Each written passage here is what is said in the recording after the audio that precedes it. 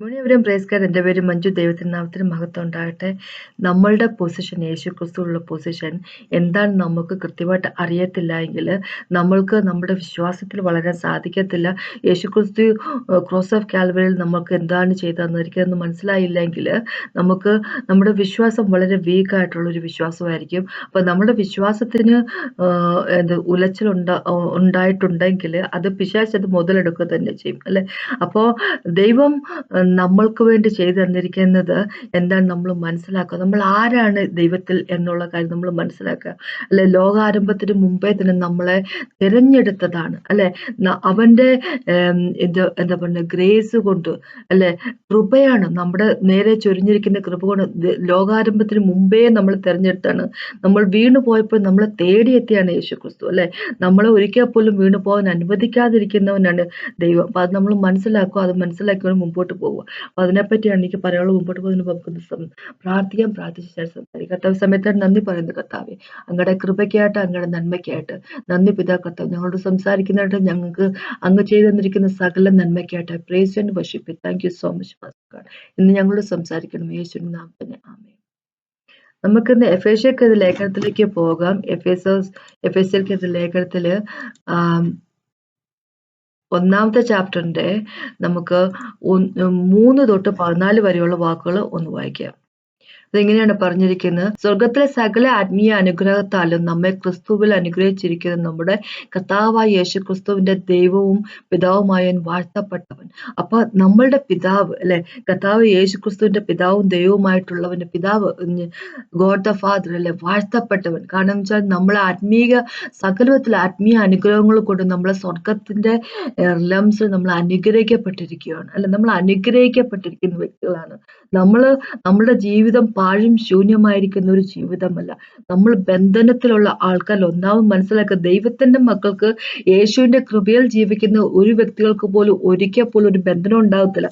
കാര്യം അവന്റെ രക്തത്തിന്റെ പവറിനെ മറികടക്കാൻ പിശാചിന് സാധിക്കത്തില്ല. അത് മനസ്സിലാക്കുക, അല്ലെ? യേശുവിന്റെ രക്തത്തിന് ഒന്ന് മറികടന്നുകൊണ്ട് എന്തെങ്കിലും ദൈവത്തിന്റെ മക്കളൊന്ന് ഞോണ്ടി നോക്കട്ടെ, പിശാച് വിവരം അറിയും, അല്ലെ? അപ്പോ അതാണ് പവർ, ദൈവത്തിന്റെ പവർ എന്ന് പറഞ്ഞ ദൈവത്തിന്റെ യേശുവിന്റെ രക്തത്തിന്റെ പവർ അതാണ്. പക്ഷെ ദൈവത്തിന്റെ കൃപയിൽ നിൽക്കുന്ന വ്യക്തികളായിരിക്കണം നമ്മൾ, അല്ലെ? അപ്പൊ അതും കൂടെ നമ്മളൊന്ന് കരുതിയിരിക്കുക. യേശുവിന്റെ കൃപയിൽ നിൽക്കുന്ന വ്യക്തികളേക്ക്, യേശുവിന്റെ കൃപയിൽ നിൽക്കുക എന്ന് പറഞ്ഞ ഹോളി സ്പിരിറ്റ് ഗോഡിനാൽ നയിക്കപ്പെടുന്ന വ്യക്തികൾ, അല്ലെ? ദൈവത്തിന്റെ ഇഷ്ടത്തിന് പ്രകാരം ജീവിക്കുന്ന വ്യക്തികൾ, ദൈവത്തിന്റെ കമാൻഡ്മെന്റുകൾ അനുസരിച്ചുകൊണ്ട് ജീവിക്കുന്ന വ്യക്തികൾ, അവരെ പറ്റിയാണ് പറയുന്നത്. അല്ലാതെ നമ്മള് ഒരു ചർച്ചിന്റെ പാട്ടാന്നൊക്കെ പറഞ്ഞുകൊണ്ട് നമ്മള് നമ്മുടേതായിട്ടുള്ള ജീവിതം ജീവിക്കുന്ന വ്യക്തികളെ പറ്റി അല്ല പറയുന്നത്, അല്ലെ? പിന്നെ ഇവിടെ ഇങ്ങനെ പറയാ, സ്വർഗത്തിലെ സകല ആത്മീയ അനുഗ്രഹത്താലും നമ്മെ ക്രിസ്തുവിൽ അനുഗ്രഹിച്ചിരിക്കാൻ നമ്മുടെ കർത്താവ് യേശു ക്രിസ്തുവിന്റെ ദൈവം പിതാവുമായവൻ വാഴ്ത്തപ്പെട്ടവൻ. നാം ഇനിയിപ്പോ ഇതിനെ ഒരു കാര്യം കൂടെ പറഞ്ഞിട്ട് പോട്ടെ. സ്വർഗത്തിലെ സകല ആത്മീയ അനുഗ്രഹങ്ങൾ നമ്മളെ ക്രിസ്തുവിൽ അനുഗ്രഹിച്ചിരിക്കുന്നു. അപ്പൊ നമുക്ക് ആത്മീയമായിട്ടുള്ള അനുഗ്രഹങ്ങൾ മാത്രമേ ഉള്ളൂ, ഭൗതികമായിട്ടുള്ള അനുഗ്രഹങ്ങളും ദൈവം തരുന്നില്ല. പക്ഷെ അങ്ങനെയല്ല ദൈവം പറഞ്ഞിരിക്കുന്നത്. മത്തായിക്ക് സുവിശേഷത്തിന്റെ 6-ാമത്തെ ചാപ്റ്ററിലേക്ക് വരുമ്പോൾ ഇങ്ങനെ പറഞ്ഞിരിക്കുന്നത്, നമ്മൾ ആദ്യം സ്വർഗത്തിന്റെ രാജ്യത്തെ പറ്റി നമ്മൾ അന്വേഷിക്കട്ടെ, അപ്പൊ ബാക്കിയുള്ളതെല്ലാം നമ്മൾക്ക് ദൈവം തരും. അപ്പൊ 3-ാമത്തെ യോഹന്നാൻ എഴുതിയ ലേഖനത്തിലേക്ക് പോകുമ്പോൾ ഇങ്ങനെ തന്നെ പറഞ്ഞിരിക്കുന്നത്, നമ്മുടെ ആത്മാവ് പ്രോസ്പെറസ് ആകുന്ന പോലെ തന്നെ ബലപ്പെടുകയും, അല്ലെ, അഭിവൃദ്ധി പ്രാപിക്കുന്ന പോലെ തന്നെ നമ്മളുടെ ജീവിതത്തിന്റെ എല്ലാ പാട്ടും അഭിവൃദ്ധി പ്രാപിക്കണം എന്ന്, സമൃദ്ധമായിരിക്കണം എന്നുള്ള കാര്യം ദൈവത്തിന്റെ ആഗ്രഹം പ്രകാരമുള്ളതാണ്, അല്ലെ? നമുക്ക് നല്ല ആരോഗ്യം ഉണ്ടായിരിക്കണം എന്നും, നല്ല കുഞ്ഞുങ്ങൾ, നല്ല കുടുംബം, നല്ല ഹസ്ബൻഡ്, നല്ല വൈഫ്, നല്ല ജോലി, നല്ല വീട്, അതെല്ലാം ദൈവത്തിന്റെ അനുഗ്രഹത്തിൽപ്പെട്ടാണ്. അതെല്ലാം ദൈവത്തിന്റെ ആഗ്രഹമാണ്. ദൈവം നമുക്ക് തരുക തന്നെ ചെയ്യും, അല്ലെ? നമ്മൾ ദൈവത്തിൽ യേശുവിലായാൽ മാത്രം മതി. ഇനി 4-ാമത്തെ വാക്കോട്ട് ഇങ്ങനെ പറഞ്ഞിരിക്കുന്നത്, നാം തന്റെ സന്നിധിയിൽ വിശുദ്ധരും നിഷ്കളങ്കരും ആകേണ്ടതിന് അവൻ ലോകസ്ഥാപനത്തിന് മുമ്പേ നമ്മെ അവനിൽ തിരഞ്ഞെടുത്തിരിക്കുന്നു. അപ്പോ നമ്മളുടെ പൊസിഷൻ ഇതാണ്. നമ്മൾ ലോകസ്ഥാപനത്തിന് മുമ്പേ തിരഞ്ഞെടുക്കപ്പെട്ടവർ എന്ന് വെച്ച് കഴിഞ്ഞാല് നമ്മൾ ജനിക്കുന്നതിന് മുമ്പേ ദൈവം നമ്മളെ തിരഞ്ഞെടുത്തതെന്ന് ചുരുക്കം, അല്ലെ? ഇത് നമ്മൾ ചെയ്തു കൂട്ടിയ നന്മേന്റെ ഗ്രേറ്റ്നെസ് കാരണം നമ്മളെ തിരഞ്ഞെടുത്തതല്ല ദൈവം, അല്ലെ? അപ്പൊ അങ്ങനെ ആരും വിചാരിക്കണ്ട. നമ്മൾ എത്രയൊക്കെയോ കാര്യങ്ങള് ചെയ്തു കൂട്ടിയിട്ട് ദൈവം നമ്മുടെ ഒരു ക്വാളിറ്റിയും ക്വാളിഫിക്കേഷനും നമ്മുടെ കുടുംബപരമായിട്ടുള്ള ഒരു മഹിമയും അങ്ങനെ എല്ലാവരും കണ്ടിട്ട് ദൈവം നമ്മളെ തെരഞ്ഞെടുത്തത്. അങ്ങനെയൊന്നും വിചാരിക്കണ്ട. നമുക്കൊക്കെ ഉള്ള ആകപ്പാടെ ഉണ്ടായിരുന്ന മഹിമയെന്ന് പറയാൻ ഒറ്റ കാര്യം മാത്രേ ഉള്ളൂ. നമ്മള് ദൈവത്തിന് എതിരായിട്ട് സകല പാപം ദൈവത്തിനെതിരായിട്ടാ ചെയ്യുന്നത്. അപ്പൊ സകല പാപങ്ങളും ചെയ്ത് ദൈവത്തിൽ നിന്ന് കിലോമീറ്ററുകൾക്ക് അകലെ നിന്ന വ്യക്തികളാണ് നമ്മള്, അല്ലെ? മരിച്ചവരായിരുന്നു എന്ന് പറഞ്ഞു രണ്ടാമത്തെ ചാപ്റ്ററിലേക്ക് എഫേസ്യർക്ക് എഴുതിയ ലേഖനത്തിൽ തന്നെ പോകുമ്പോൾ അത് പറഞ്ഞു മരിച്ചവരായിരുന്നു, നമ്മുടെ പാപത്താൽ മരിച്ച വ്യക്തികളായിരുന്നു. പക്ഷെ അവിടെ നിന്നെല്ലാം നമ്മളെ എന്താ പറയാ, തനിക്ക് വിശുദ്ധരും നിഷ്കളങ്കരുമായിരിക്കേണ്ടതിന് അവൻ ലോകസ്ഥാപനത്തിന് മുമ്പേ നമ്മളെ അവരിൽ തിരഞ്ഞെടുത്തിരിക്കുന്നു. ഇപ്പൊ വിശുദ്ധർ എന്നുള്ള വാക്ക്, ഹോളി എന്നുള്ള വാക്ക് ഇംഗ്ലീഷിലുള്ളത് എന്ന് പറയുമ്പോൾ എന്റെ മീനിങ് എന്ന് പറഞ്ഞു കഴിഞ്ഞാൽ സെറ്റ് അപ്പാർട്ട് എന്ന് പറഞ്ഞിരിക്കുന്നത്. എന്ന് വെച്ച് കഴിഞ്ഞാൽ അവന് വേണ്ടി മാറ്റി വെക്കപ്പെട്ടിരിക്കുന്നു എന്ന് വെച്ചാൽ അവൻ്റേത്, അല്ലെ? യേശു ക്രിസ്തുവിന്റെ പ്രോപ്പർട്ടി, അല്ലെ? പിതാവിന്റെ പ്രോപ്പർട്ടി, അല്ലെ? എന്നാ പറഞ്ഞിരിക്കുന്നു. ഇനി അഞ്ചാമത്തെ വാക്കുകൊണ്ട് തിരുഹിതത്തിന്റെ പ്രസാദപ്രകാരം യേശു ക്രിസ്തു മുഖാന്തരം നമ്മെ ദത്തെടുക്കേണ്ടതിന് അവനിൽ പ്രിയനായവൾ നമുക്ക് സൗജന്യമായി നൽകിയ തന്റെ കൃപാമഹത്വത്തിന്റെ പുകഴ്ചയ്ക്കായി സ്നേഹത്തിൽ നമ്മെ മുൻ നിയമിക്കുകയും ചെയ്തുവല്ലോ. അപ്പൊ അവനിൽ നമുക്ക് അവന്റെ രക്തത്താൽ അതിക്രമങ്ങളുടെ മോചനമെന്ന വീണ്ടെടുപ്പ് ഉണ്ട്. അത് അവൻ നമുക്ക് താൻ ധാരാളമായി കാണിച്ച കൃപാധനപ്രകാരം സകല ജ്ഞാനവും വിവേകവുമായി നൽകിയിരിക്കുന്നു. ഇവിടെ ഇങ്ങനെ പറഞ്ഞിരിക്കുന്ന നാലാമത്തെ അഞ്ചാമത്തെ വാക്കുകളുടെ ഇടയിൽ എന്തോ സംഭവിച്ചിട്ടുണ്ട്. എന്ന് വെച്ച് കഴിഞ്ഞാല് നാലാമത്തെ വാക്കിനെ പറഞ്ഞിരിക്കുന്നത് നമ്മൾ വിശുദ്ധരായിരിക്കണം, നിഷ്കളങ്കരുമായിരിക്കും, ദൈവത്തിനുള്ള സെറ്റപ്പാട്ടായിട്ട് ഇരിക്കുന്ന ലോകാരംഭത്തിന് മുമ്പേ നമ്മളെ തിരഞ്ഞെടുത്തു എന്ന് പറഞ്ഞിരിക്കുന്നു. അതിനുശേഷം പിന്നെ നമ്മളുടെ വീണ്ടും ജനനത്തെ പറ്റിയാണ് ദൈവം പറഞ്ഞിരിക്കുന്നത്. വെച്ചാൽ നമ്മളെ അഡോപ്റ്റ് ചെയ്യുന്നതിന് വേണ്ടി, ദൈവത്തിന്റെ മക്കളാകുന്നതിന്, ദൈവത്തിന്റെ പ്രസാദപ്രകാരം യേശുക്രിസ്തു പോലും നമ്മളെ ദത്തെടുക്കേണ്ടത്, അല്ലെ? അപ്പൊ നമുക്കറിയാം കൊളോസ്യർക്കെഴുതിയ ലേഖനത്തില് 1-ാമത്തെ ചാപ്റ്റർ അല്ലെങ്കിൽ യോഹന്നാന്റെ സുവിശേഷം 1-ാമത്തെ ചാപ്റ്ററിലൊക്കെ ഇങ്ങനെ പറഞ്ഞിരിക്കുന്നത്, ഈ ലോകത്തിൽ സൃഷ്ടിക്കപ്പെട്ടിരിക്കുന്ന എല്ലാം സൃഷ്ടിക്കപ്പെട്ടിരിക്കുന്ന യേശുക്രിസ്തു വഴിയാണ്, യേശുക്രിസ്തുവിന് വേണ്ടിയാണ്, for Jesus Christ, through Jesus Christ, by Jesus Christ എന്ന് പറഞ്ഞിരിക്കുന്നത്. ജീസസ് ക്രൈസ്റ്റ് വഴി, യേശുവിന് വേണ്ടി, യേശുവിൽ കൂടിയാണ് എല്ലാ കാര്യങ്ങളും സൃഷ്ടിക്കപ്പെട്ടിരിക്കുന്നത്. എന്ന് വെച്ചാൽ നമ്മളും അങ്ങനെ തന്നെ.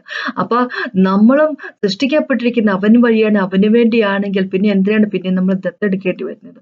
ദത്തെടുക്കേണ്ടി വരുന്നത് എന്താന്ന് വെച്ച് കഴിഞ്ഞാൽ നമ്മൾ വീണു പോയ വ്യക്തികളെ, നമ്മൾ വീണു പോയി, അല്ലെ? അപ്പോ ആ വീഴ്ചയിൽ നിന്നാണ് നമ്മളെ വിടുവിച്ചുകൊണ്ട് പിന്നെ നമ്മളെ ദത്തെടുത്ത് തിരിച്ചു കുടുംബത്തിലേക്ക് അയച്ചു. കുടുംബത്തിൽ നിന്ന് ഇറങ്ങിപ്പോയതിന് പ്രോഡിഗൽ സണ്ണിന്റെ, അല്ലെ? ആ ഇളയ മകനെ പോലെ, അല്ലെ? അപ്പന്റെ പണവുമെല്ലാം വാങ്ങിച്ചുകൊണ്ട് തന്റെ പങ്കും ഷെയറും എല്ലാം വാങ്ങിച്ചുകൊണ്ട് നാടുവിട്ടു പോയ മകനെ പോലെ, അല്ലെ? അങ്ങനത്തെ ഒരു പരിപാടി ചെയ്ത അവരാണ് നമ്മൾ. പക്ഷെ ഇവിടെ എനിക്ക് പറയാനുള്ളത് എന്താന്ന് വെച്ച് കഴിഞ്ഞാല് തിരുഹിതത്തിന്റെ പ്രസാദപ്രകാരം യേശുക്രിസ്തു മുഖാന്തരം നമ്മെ ദത്തെടുക്കേണ്ടതിന് അവൻ പ്രിയനായവനിൽ നമുക്ക് സൗജന്യമായി നൽകിയ തന്റെ കൃപാമഹത്വത്തിന്റെ പുകഴ്ചയ്ക്കായി സ്നേഹത്തിൽ നമ്മൾ മുൻ നിയമിക്കുകയും ചെയ്തുവല്ലോ. അപ്പൊ നമ്മളെ ദത്തെടുക്കണം എന്നുള്ള ആ ദൈവത്തിന്റെ പദ്ധതിയാണ്, അല്ലെ?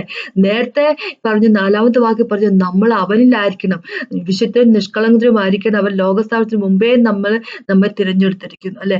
അപ്പൊ നമ്മളെ ദത്തെടുക്കണം, പിന്നെയും നമ്മൾ ദത്തെടുക്കണം എന്നുള്ള ദൈവത്തിന്റെ തീരുമാനം. എന്ന് വെച്ച് കഴിഞ്ഞാൽ നമ്മള് വീണു പോകുമെന്നും അവിടെ നിന്ന് നമ്മളെ കരകയറ്റിക്കൊണ്ട് വരണമെന്നും തിരിച്ചു കുടുംബത്തിലേക്ക് തിരിച്ചു കൊണ്ടുവരണം, ദത്തെടുത്തുകൊണ്ട് തിരിച്ചു വരണമെന്നും യേശുക്രിസ്തുവിലേക്ക് തിരിച്ചുകൊണ്ട് വരണമെന്നും അതും മുൻനിശ്ചയ പ്രകാരം. എന്ന് വെച്ച് കഴിഞ്ഞാല് ദൈവം നമ്മളെ പാപം ചെയ്യാൻ പ്രേരിപ്പിച്ച് നമ്മൾ പാപം ചെയ്യുന്നല്ല പറയുന്നത്, ദൈവത്തിന്റെ ആ വിജ്ഞാനം അനുസരിച്ച്, വിസ്റ്റം അനുസരിച്ച് ദൈവത്തിന് അറിയാമുണ്ട്. ഇങ്ങനെയല്ല പറയുന്നത്. യേശയ്യാന്റെ അകത്ത് 46-ാമത്തെ ചാപ്റ്ററിന്റെ അകത്ത് ഇങ്ങനെ പറഞ്ഞിരിക്കുന്ന അവസാനത്തെ ആദ്യം തന്നെ ഡിക്ലെയർ ചെയ്യുന്നുണ്ട് ദൈവം. എന്ന് വെച്ച് കഴിഞ്ഞാല് അവസാനം എന്താ നടക്കാൻ പോകുന്നുള്ള കാര്യം ആദ്യമേ തന്നെ ദൈവത്തിന് അറിയാം, അല്ലെ? എന്ന് വെച്ച് കഴിഞ്ഞാൽ ഓരോ വ്യക്തിന്റെ ജീവിതം എങ്ങനെയായിരിക്കും, എങ്ങനെ എന്തൊക്കെ കാര്യങ്ങൾ ചെയ്യുന്നു, എവിടെയായിരിക്കും, എങ്ങനെയായിരിക്കും അവസാനിക്കുന്നത്, എത്ര പേര് യേശുവിനെ രക്ഷകനായിട്ട് സ്വീകരിക്കും എന്നുള്ള കാര്യങ്ങളും ദൈവത്തിന് നേരത്തെ തന്നെ അറിയാം, അല്ലെ? അപ്പൊ അതിന് നമ്മളെ മനുഷ്യവർഗം പിശാചിന്റെ പിടിയിലായി പോകുമെന്നും അവിടെ നിന്നൊക്കെ വീണു പോകുന്നു ഉള്ള കാര്യമല്ല ദൈവത്തിന് നേരത്തെ തന്നെ അറിയാവുന്നത് കൊണ്ടാണ് ദൈവം അതിനെല്ലാത്തിനോട് ഒരു പരിഹാരം നേരത്തെ തന്നെ കാത്തു വെച്ചിരുന്നത്. ആ പരിഹാരത്തിന്റെ പേരാണ് യേശുക്രിസ്തു, അല്ലെ? അപ്പോ അവന്റെ മരണം വഴി രക്തത്താൽ അതിക്രമങ്ങളുടെ മോചനം വീണ്ടെടുപ്പും നമുക്ക് ഉണ്ടായി, അല്ലെ? യേശുക്രിസ്തുവിന്റെ രക്തം കൊണ്ട്. അപ്പൊ അതെല്ലാം ദൈവത്തിന്റെ പദ്ധതിയാണ്, അല്ലെ? ഇത് ഈ മനുഷ്യര് വീണു പോകാൻ പോകുന്നു, അപ്പൊ അതുകൊണ്ട് ഞാനൊരു സൊല്യൂഷൻ ഉണ്ടാക്കി വെക്കുവാണ് എന്നുള്ളത് ലോക ആരംഭത്തിന് മുമ്പേ ദൈവം ചെയ്യണം. എന്ന് വെച്ച് കഴിഞ്ഞാൽ നമ്മുടെ ജീവിതം ലോക ആരംഭത്തിന് മുമ്പേ ദൈവത്തിന് അറിയാവുന്നതാണ്, അല്ലെ? ദൈവം നമ്മൾക്ക് വേണ്ടി ജീവിതത്തിന്റെ പ്രശ്നത്തിന് പരിഹാരം അവൻ ഓൾറെഡി കണ്ടെത്തിയതാണ്, അല്ലെ? നമ്മൾക്ക് വേണ്ടി അവൻ ഓൾറെഡി എല്ലാം ചെയ്തു വെച്ചിരിക്കുന്നതാണ്, അല്ലെ? 9ഉം 10ഉം വാക്യം ഇപ്പത്തേക്ക് ഞാനൊന്ന് സ്കിപ്പ് ചെയ്യണം. അത് കഴിഞ്ഞ് 11 തൊട്ട് 14 വരെ വായിക്കുവാണ്.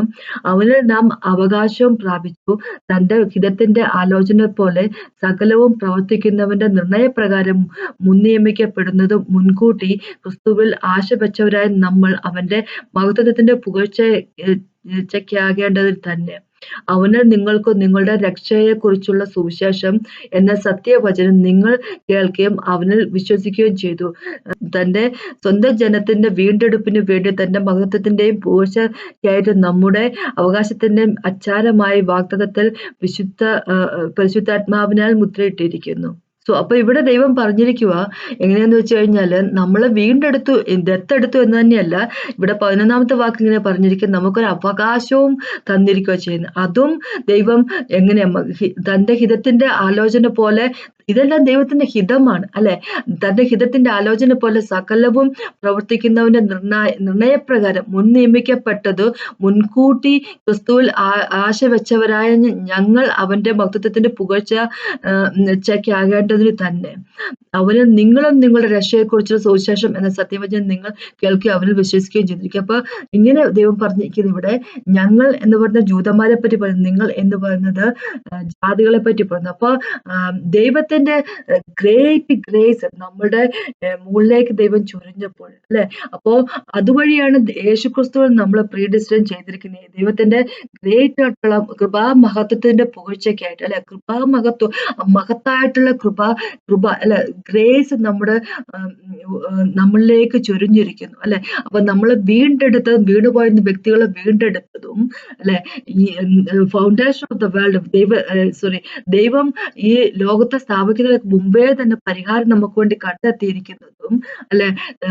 എന്താ പറയുക, ജൂതന്മാരുടെ ഇടയിലേക്ക് ഗോസ്പൽ വന്നത്, യേശുക്രിസ്തു ജൂതന്മാരുടെ ഇടയിലേക്ക് വരണം എന്നുള്ളതും, എന്താ പറയാ, ഇസ്രായേലിന്റെ രാജാവായി തീരണം എന്നുള്ളതും, അല്ലെ?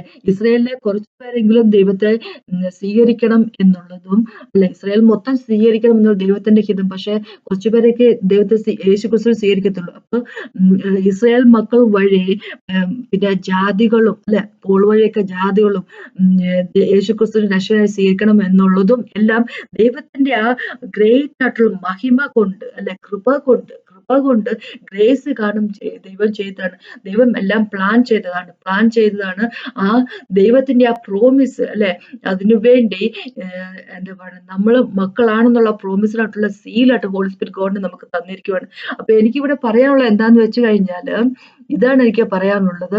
നമ്മുടെ ജീവിതം എന്ന് പറഞ്ഞു കഴിഞ്ഞാല്, നമ്മളുടെ യേശുവിലെ നടപ്പ് എന്ന് പറഞ്ഞു കഴിഞ്ഞാൽ, നമ്മൾ എങ്ങനെയാണ് യേശുവിൽ എത്തിപ്പെട്ടത് എന്നുള്ളത് വെച്ച് കഴിഞ്ഞാല്, അതെല്ലാം ദൈവത്തിന്റെ ഒരു വലിയൊരു ഗ്രേസ് കാരണം, അല്ലെ? അത് ദൈവം ഓൾറെഡി പ്രീ ഡെസ്റ്റിൻഡ് ആയിട്ട് ഉള്ളതാണ്. അത് ദൈവം ഓൾറെഡി കരുതി വെച്ചിരിക്കുന്നതാണ്, അല്ലെ?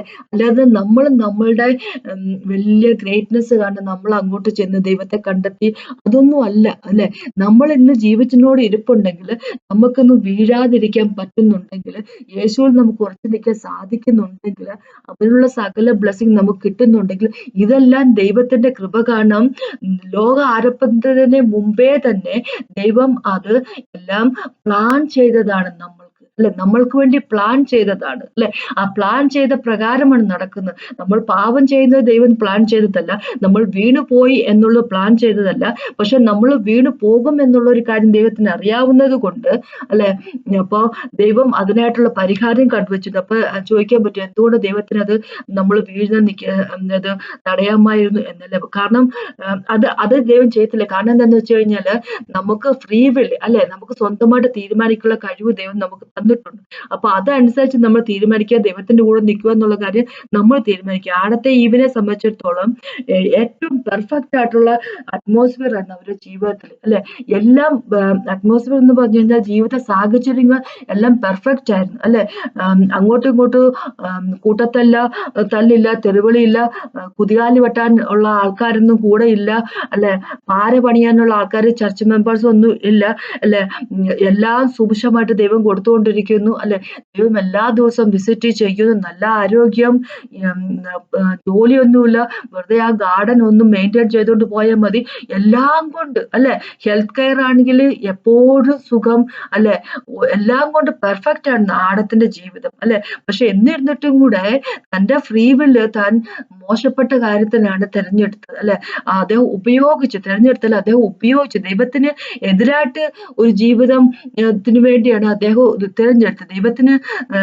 ദൈവത്തിന് എതിരായിട്ട് നിൽക്കുന്നത്, ഡിസൊബീഡിയന്റ് ആകുന്നതിന് വേണ്ടി, അനുസരണക്കേട് കാണിക്കുന്നതിന് വേണ്ടിയാണ് അദ്ദേഹം തന്റെ ഫ്രീ വില്ലിനെ ഉപയോഗിച്ചത്. അല്ല, അത് നമ്മൾ ചെയ്തതാണ്. അല്ലാതെ പക്ഷെ ഇങ്ങനെയൊക്കെ വന്നു പോകും എന്നും അറിയാം ദൈവത്തിന്. പക്ഷെ ദൈവം നമ്മളുടെ ആ ഫ്രീ വില്ലെ ദൈവം ഉപയോഗിക്കുവാണ്. ദൈവത്തിന്റെ കൂടെ എത്ര പേര് നിൽക്കും എന്നുള്ളത് കണ്ടെത്തുന്നതിന് വേണ്ടി, അല്ലെ? അതുകൊണ്ടാണ് നമ്മൾ വീണു പോകും എന്ന് അറിഞ്ഞിട്ടും വീണു പോകുന്നത് സ്റ്റോപ്പ് ചെയ്യാതിരുന്ന ദൈവം, അല്ലെ? ദൈവം സ്റ്റോപ്പ് ചെയ്യുമായിരുന്നെങ്കിൽ റോബോട്ടുകളെ പോലെ നമ്മൾ ആയിത്തീർന്നേനെ, അല്ലെ? അങ്ങനെയല്ല, ദൈവം ഫ്രീ വില്ലോടുകൂടി നമ്മളെ വിട്ടിരിക്കുന്നത്. നമുക്ക് ഇഷ്ടമുള്ള ചൂസ് ചെയ്യാം, പക്ഷെ എന്നും നന്മ മാത്രം നമ്മൾ ചൂസ് ചെയ്യുന്ന വ്യക്തികളായിരിക്കണം എന്ന് ദൈവം ആഗ്രഹിക്കുന്നത്. അതിനുവേണ്ടി ഹോളി സ്പിരിറ്റ് ഗോഡിന്റെ ഹെൽപ്പ് നമുക്ക് എപ്പോഴും ഉണ്ട്. അപ്പൊ ഞാൻ ഇന്ന് പറയാൻ ഉദ്ദേശിക്കുന്നത് എന്താണെന്ന് വെച്ചാൽ, നമ്മുടെ ജീവിതം നമ്മൾ കഷ്ടപ്പെട്ട് ജീവിച്ച് തീർക്കേണ്ടതല്ല, അല്ലെ? കാര്യം എന്താന്ന് വെച്ച് കഴിഞ്ഞാല് എല്ലാം നമ്മൾക്ക് വേണ്ടി നേരത്തെ തന്നെ ദൈവം എന്താ പറയാ പദ്ധതി ഇട്ടിരിക്കുന്നു. എല്ലാം ഓൾറെഡി സെറ്റ് ആണത്, അല്ലെ? നമ്മൾ യേശുക്രിസ്തു റെസ്റ്റ് ചെയ്യുന്നവർ ആയാൽ മാത്രം മതി. നമ്മളിങ്ങനെ സ്ട്രൈവ് ചെയ്യേണ്ട കാര്യമില്ല ദൈവത്തിന്.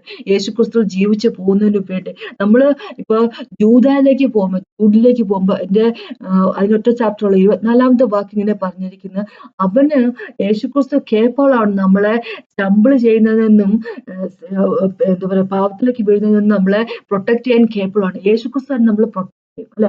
അവസാനത്തോളം പ്രൊട്ടക്ട് ചെയ്യുക തന്നെ ചെയ്യും, അല്ലെ? അപ്പൊ എന്താ ബ്ലെമിഷ് ഒന്നും ഇല്ലാത്ത വ്യക്തികളായിട്ട് പ്യുവറായിട്ട് നിർത്താൻ വേണ്ടി കേപ്പബിൾ ആണ് യേശുക്രിസ്തു. യേശുക്രിസ്തു ചെയ്യുക തന്നെ ചെയ്യും, അല്ലെ? അപ്പൊ നമ്മളെ പ്യുവറായിട്ട് എന്താ പറയുക പാപത്തിലേക്കൊന്നും വീണു പോകാത്തവരായിട്ട് നിർത്തുന്നത്, അല്ലെ? യേശുക്രിസ്തുവിലുള്ള വ്യക്തികളെ പറ്റി പറയുന്നത്, അത് യേശുക്രിസ്തു തന്നെയാണ്. നമ്മൾക്ക് വേണ്ടി ജീവിതം, അല്ലെ? തന്റെ ജീവിതം തന്നെ കൊടുത്തത് അത് യേശുക്രിസ്തു തന്നെയാണ്. ലോക സ്ഥാപനത്തിന് മുമ്പേ തന്നെ ദൈവം നമ്മളെ കണ്ടിരിക്കുന്നു. നമ്മൾക്ക് വേണ്ടി എല്ലാം ഒരുക്കിയിരിക്കുന്നത് ദൈവമാണ്, അല്ലെ? ലോക സ്ഥാപനത്തിന് മുമ്പേ തന്നെ നമ്മൾക്ക് വേണ്ടി സകലം ദൈവം പത്തിട്ട് നമ്മള് ദൈവത്തിൻ്റെതായിരിക്കണം എന്നുള്ളത് കണക്കൂട്ടുകയോ അത് അങ്ങനെ തന്നെ പ്ലാൻ ചെയ്യുക, അതുപോലെ ചെയ്യുന്നതും ദൈവം തന്നെയാണ്. എന്ന് വെച്ച് കഴിഞ്ഞാൽ നമ്മളുടെ ജീവിതം അവന്റെ കയ്യിലേക്ക് കൊടുക്കുവാണെങ്കിൽ, അല്ലെ, നമ്മള് എന്താ പറയണേ, നമ്മൾ സുരക്ഷിതരാണ് എന്ന് ചുരുക്കം, അല്ലെ? നമ്മൾക്കപ്പോ എല്ലാം ദൈവം കണ്ടതാണല്ലോ. ദൈവം അതുപോലെ തന്നെ എന്താ പറയാ ലോകാരംഭത്തിന് മുമ്പേ എല്ലാ കാര്യങ്ങളും എല്ലാം സെറ്റ് ചെയ്ത് വെച്ചോളൂ, പിന്നെ എനിക്ക് എങ്ങനെ വേണമെങ്കിലും ജീവിച്ചു പോകും, അങ്ങനെ ഒരു മൈൻഡ് സെറ്റപ്പ് ആയിട്ട് നടക്കല്ലേ ദൈവം പറഞ്ഞിരിക്കുന്നത്. ദൈവം ഹോളിയാണ്, നമ്മൾ ഹോളിയാണ്, അല്ലെ? ദൈവം ഹോളിയാണ്, അതുപോലെ നമ്മൾ ഹോളിയായിരിക്കണം. അതാണ് ദൈവം നമ്മളെ പറ്റി ഉദ്ദേശിക്കുന്നത്. പക്ഷെ നമ്മള് എന്താ പറയാ ഞാൻ പറയാൻ ഉദ്ദേശിക്കുന്നത് എന്താന്ന് വെച്ച് കഴിഞ്ഞാല്, നമ്മളെ തന്നെ പ്യുവറായിട്ട് നിർത്തുന്നതിന് വേണ്ടി, നമ്മളെ തന്നെ ദൈവത്തിന്റെ എന്താ ചിറകിൻ കീഴിൽ നിർത്തുന്നതിന് വേണ്ടി നമ്മൾ ഒത്തിരി അങ്ങ് കഷ്ടപ്പെടേണ്ട കാര്യം ഇല്ല എന്ന് ചുരുക്കം, അല്ലെ? അതിനെപ്പറ്റി അല്ല, അങ്ങനെയല്ല ഞാൻ പറയുന്നത്. എന്ന് വെച്ചാല് നമ്മള് ഒത്തിരി കഷ്ടപ്പെടേണ്ട കാര്യമില്ല എന്ന് ചുരുക്കം, അല്ലെ? നമ്മള് ഹോളി സ്പിരിറ്റ് ഗോഡിന്റെ കയ്യിലേക്ക് നമ്മളെ തന്നെ കൊടുക്കുവാണെങ്കിൽ, ഏൽപ്പിച്ചു കൊടുക്കുവാണെങ്കിൽ, ഹോളി സ്പിരിറ്റ് ഗോഡ് പറയുന്ന അനുസരിച്ച് നമ്മൾ ജീവിക്കാൻ നമ്മൾ തയ്യാറാകുവാണെങ്കിൽ നമ്മൾ ഓട്ടോമാറ്റിക്കലി ദൈവത്തിലാണ്. കാരണം നമ്മൾ ഓട്ടോമാറ്റിക്കലി ദൈവത്തിലായിരിക്കണം എന്നുള്ളത് ദൈവത്തിന്റെ ആഗ്രഹമാണ്. അതിനായിട്ടുള്ള സകല കാര്യങ്ങൾ നമുക്ക് ദൈവം ഓൾറെഡി ചെയ്തു തന്നിരിക്കുന്നു, അല്ലെ?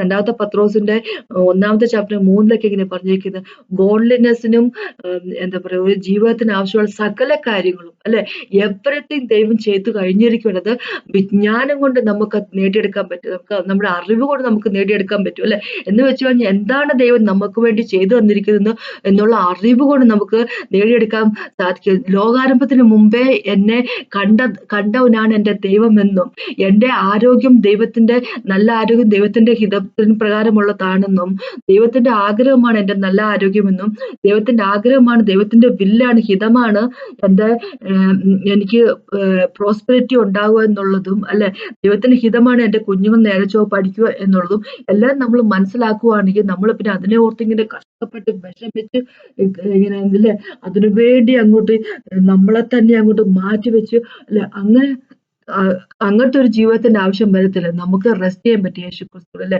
എന്റെ സുഖം, എന്റെ ആരോഗ്യം എന്റെ ദൈവത്തിന്റെ ഹിതമാണ്. അപ്പൊ എനിക്ക് ആരോഗ്യം കിട്ടിയേ പറ്റത്തുള്ളൂ. എനിക്ക് ഇന്ന് അസുഖം ഉണ്ടെങ്കിൽ അത് പാപത്തിന്റെ പാട്ടായിട്ടുള്ള അസുഖമാണ് എന്റെ ജീവിതത്തിൽ വന്നിരിക്കുന്നത്. അപ്പൊ ആ അസുഖത്തോട് കടന്നു പോകുന്നു പറയാനുള്ള അവകാശം എനിക്കുണ്ട്. കാരണം എന്നെ വീണ്ടെടുത്തവൻ യേശു ക്രിസ്തുവാണ് അല്ലെ. അപ്പൊ എനിക്കൊരു ഉടമസ്ഥൻ ഉള്ളപ്പോ പിന്നെ എങ്ങനെ പാപത്തിന്റെ പാട്ടായിട്ട് വരുന്ന അസുഖത്തിന് എന്നെ കഷ്ടപ്പെടുത്താൻ സാധിക്കും അല്ലെ. അപ്പൊ അങ്ങനെ ഒരു ഉറപ്പ് നമുക്കുണ്ടെങ്കിൽ അല്ലെ, നമ്മൾക്ക് സുഭിക്ഷമായിട്ട് സുലഭമായിട്ട് നമുക്ക് ജീവിതത്തിലേക്ക് മുമ്പിലേക്ക് പോകാൻ പറ്റും അല്ലെ. ഇപ്പൊ ഇവിടെ എനിക്ക് പറയാനുള്ള എന്താന്ന് വെച്ച് കഴിഞ്ഞാൽ ദൈവത്തിന്റെ ഹൃദയം ഒന്ന് കാണും അല്ലെ. എല്ലാം നമ്മൾക്ക് വേണ്ടി ഹെവൻലി ബ്ലെസ്സിങ്സ്, ഹെവൻലി റിലംസിലുള്ള സകല സ്പിരിച്വൽ ബ്ലെസ്സിങ്സ് നമ്മൾക്കായിട്ട് തന്നിരിക്കുന്ന ദൈവം അല്ലെ. ലോകാരംഭത്തിന് മുമ്പ് തന്നെ നമ്മളെ അവനായിട്ട് മാറ്റിയിരിക്കുന്ന ദൈവം അല്ലെ. നമ്മൾ വീണു പോകുമെന്ന് അറിയാവുന്നത് കൊണ്ട് തന്നെ ലോകാരംഭത്തിന് മുമ്പേ തന്നെ അതിന്റെ പരിഹാരം ഉണ്ടാക്കി വെച്ചിരിക്കുന്ന ദൈവം അല്ലെ. നമ്മൾ വീണ്ടെടുത്ത ദൈവം അല്ലെ. വീണു പോയ വ്യക്തികൾ വീണ്ടെടുത്ത ദൈവം വെറുതെ വീണ്ടെടുക്കുക തന്നെയല്ല ചെയ്തത്, മക്കളായുള്ള അവകാശം തരികയും നമുക്ക് വലിയൊരു അവകാശമായിട്ട് ഒരു ഇൻഹെറിറ്റൻസ് അല്ലെ, അവകാശം തരികയും ചെയ്ത ദൈവം അല്ലെ. പിന്നെ ഇവിടെ 9-ാമത്തെ 10-ാമത്തെ വാക്കൂടെ പറഞ്ഞിരിക്കുന്ന ഇങ്ങനെ, അവനിൽ താൻ മുൻനിർണയിച്ച തന്റെ പ്രസാദത്തിന് തക്കവണ്ണം തന്റെ ഹിതത്തിന്റെ മർമ്മ അവൻ നമ്മോട് അറിയിച്ചു.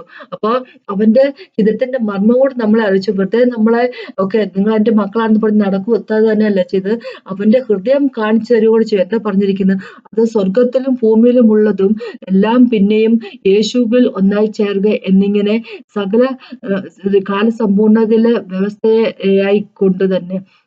അപ്പൊ കാലസമ്പൂർണതയിൽ എന്നുവെച്ചാൽ at the end of the age അല്ലെ. അപ്പൊ ദൈവം എല്ലാത്തിനെയും യേശുക്രിസ്തുവിന്റെ കാൽക്കീഴിൽ കൊണ്ടുവരുന്ന സമയം എന്നുള്ള വെളിപാടും കൂടെ നമ്മൾക്ക് തന്നിരിക്കുകയാണ്. അപ്പോൾ നമ്മൾക്കുള്ള ഗ്യാരണ്ടി ആയിട്ട് ഹോളി സ്പിരിറ്റ് ഗോഡിനെ നമുക്ക് തന്നിരിക്കുകയാണ്, സീൽ ചെയ്തിരിക്കുകയാണ് നമ്മൾ ഹോളി സ്പിരിറ്റ് ഗോഡിനാൽ. എന്ന് വെച്ച് കഴിഞ്ഞാൽ ദൈവം തന്നെയാണ് നമ്മുടെ ഗ്യാരണ്ടി അല്ലെ. എല്ലാ മനുഷ്യർക്കു വേണ്ടി ദൈവം ചെയ്തു തന്നിരിക്കുന്നു. ലോകാരംഭത്തിന് മുമ്പ് നമ്മൾ തെരഞ്ഞെടുത്തിരിക്കുന്നു. വീണുപോയ വ്യക്തികളെ ആ നാശത്തിൽ നിന്ന് കരകയറ്റുന്നുണ്ട് യേശുക്രിസ്തു ലോകത്തിലേക്ക് വിടുകയും നമുക്ക് വേണ്ടി പാവമായി തീരുകയും ചെയ്തു, മരിച്ചു ഉയർത്തെഴുന്നേറ്റിരിക്കുന്നു അല്ലെ. നമുക്കൊരു ഇൻഹെറിറ്റൻസ് നമുക്ക് തന്നിരിക്കുന്നു അല്ലെ. തന്റെ മനസ്സിലുള്ള കാര്യം, തന്റെ മിസ്റ്ററി അത് വെളിപ്പെടുത്തി തന്നിരിക്കുന്നു. അപ്പൊ നമുക്ക് വേണ്ടി ഹോളി സ്പിരിറ്റ് ഗോഡിനെ കൊണ്ട് നമ്മൾ മുദ്രയിട്ടിരിക്കുന്നു. ഈ ദൈവം തന്നെ നമുക്ക് ഗ്യാരണ്ടി ആയിട്ട് വന്നിരിക്കുന്നു. അതാണ് നമ്മുടെ ദൈവം, അതാണ് ദൈവം നമ്മൾക്ക് വേണ്ടി ചെയ്തു തന്നിരിക്കുന്നത് അല്ലെ.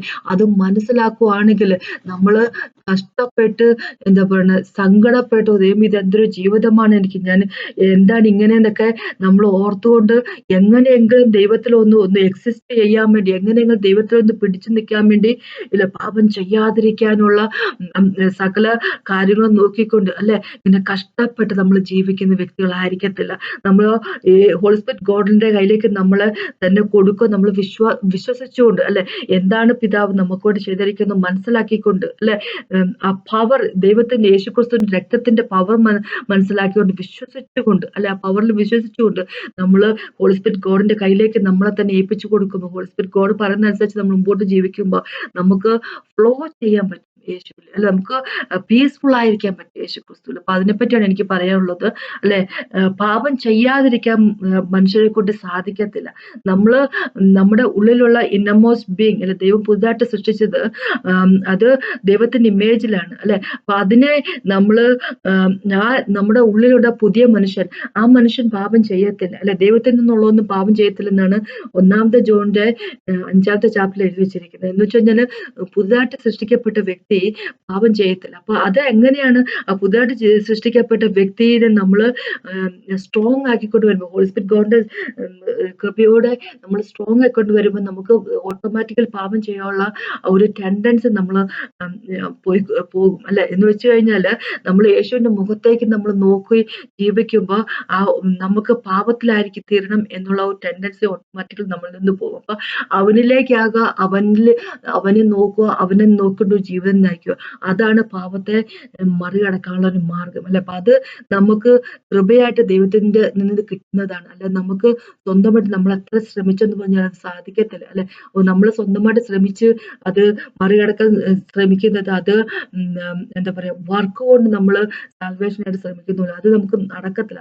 അത് പോസിബിൾ അല്ല നമുക്ക് അല്ലെ. അപ്പൊ അതിനെപ്പറ്റി എനിക്ക് പറയാനുള്ളത്, നമുക്ക് മനസ്സിലാക്കി എന്താണ് ദൈവം ചെയ്തിരിക്കുന്നത് അല്ലെ. പത്രോസിന്റെ അകത്ത് പറഞ്ഞിരിക്കുന്ന പോലെ രണ്ടാമത്തെ പത്രോസിന്റെ മൂന്നാമത്തെ വാക്യം ഇങ്ങനെ പറഞ്ഞിരിക്കുക, തന്റെ മഹത്വത്താലും വീര്യത്താലും നമ്മെ വിളിച്ചവന്റെ പരിജ്ഞാനത്താൽ അവന്റെ ദിവ്യശക്തി ജീവനും ഭക്തിക്കും വേണ്ടത് ഒക്കെയും നമുക്ക് ദാനമായി ചെയ്തിരിക്കുന്നുള്ളൂ. അപ്പൊ ജീവനും ഭക്തിക്കും നമുക്ക് ഈ ലോകത്ത് ജീവിക്കുന്നതിനായിട്ടും പിന്നെ നമുക്കൊരു ദൈവവുമായിട്ട് കണക്റ്റഡ് ആയിട്ട് നിൽക്കുന്നതിനും ആവശ്യമുള്ള എല്ലാ കാര്യങ്ങളും അല്ലെ ദൈവം തന്റെ ശക്തികൾ നമുക്ക് തന്നിരിക്കണം. നമ്മൾ മനസ്സിലാക്കിയാൽ മാത്രം മതി അല്ലെ. നമ്മളത് അനുസരിച്ച് ജീവിച്ചാൽ മാത്രം ഹോളി സ്പിരിറ്റ് ഗോഡിന്റെ കയ്യിലേക്ക് നമ്മളെ കൊടുത്താൽ മതി. നമ്മൾ സ്ട്രഗിൾ ചെയ്യേണ്ട കാര്യമില്ല എന്നാണ് ദൈവം പറഞ്ഞിരിക്കുന്നത്. നമ്മളെ ലോകാരംഭത്തിന് മുമ്പേ കണ്ടവനാണ് അല്ലെ അവൻ.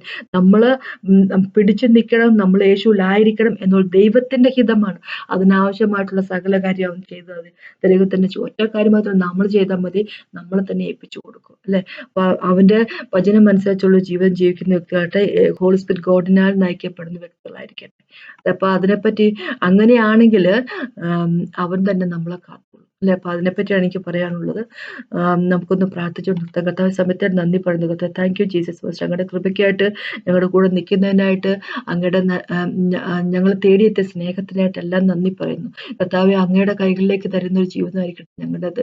അങ്ങ് ആരെന്ന്, അങ്ങ് എന്താണ് ഞങ്ങൾക്ക് വേണ്ടി ചെയ്തതെന്നും മനസ്സിലാക്കിക്കൊണ്ട് ജീവിക്കുന്ന വ്യക്തികളായിരിക്കട്ടെ.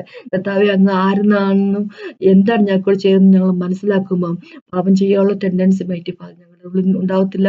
ഞങ്ങളുടെ വിശ്വാസം വർദ്ധിക്കുകയും ചെയ്യും. കർത്താവ് ഇങ്ങനെ പ്രീതിപ്പെടുത്താനുള്ള ടെൻഡൻസി കൂടുകയും ചെയ്യും. Thank you so much. അനുഗ്രഹിക്കണം അപേക്ഷിക്കുന്നു. അങ്ങനെ തന്നെ ഉള്ള ജീവിതമായിരിക്കട്ടെ എല്ലാവരും, എന്നെ കേട്ടോണ്ടിരിക്കുന്ന എല്ലാവരും, ഞാനും അങ്ങനെ തന്നെ ആയിരിക്കട്ടെ. യേശുവിൻ നാമത്തിൽ തന്നെ ആമേൻ. കേട്ടാൽ നന്ദി. ദൈവത്തിനകത്ത് മഹത്വം ഉണ്ടാകട്ടെ.